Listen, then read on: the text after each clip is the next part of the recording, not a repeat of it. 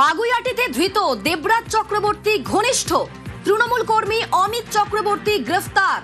অমিত চক্রবর্তীকে গ্রেফতার করেছে বাগুইআটি থানা।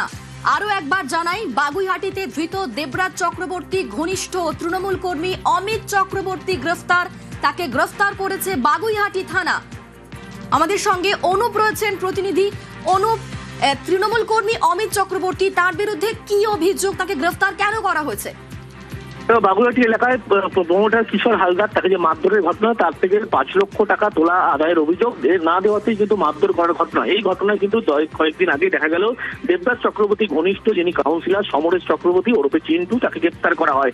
এবং গ্রেপ্তারের পরবর্তী ক্ষেত্রে যে দেবরাজ চক্রবর্তী যিনি রাইট হ্যান্ড ডানার ছিলেন, এই অমিত চক্রবর্তী ওরফে ননি, ইতিমধ্যে তাকে গতকাল রাতে বাগুইআটি এলাকা থেকে গ্রেপ্তার করা হয়েছে।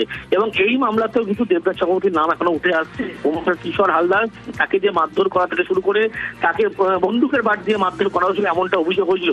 সেক্ষেত্রে তখন দেখা গেছিল পুলিশের পক্ষ থেকে ব্যবস্থা নিতে, কয়েক জায়গা তল্লাশি করতে, কিন্তু সেই মামলা তখন কেউ গ্রেপ্তার না হলেও পরবর্তী ক্ষেত্রে চিন্টু যিনি কাউন্সিলর তিনি বারাসাত আদালত থেকে জামিন পেয়ে যান। কিন্তু দিন কয়েক আগে লক্ষ্য করা গেল এই চিন্টুকে বাগুইআটি থানার পুলিশ তাকে গ্রেপ্তার করলো, হেফাজতে নিল।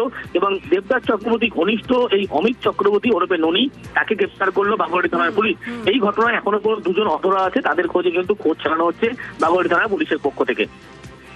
বেশ, ধন্যবাদ।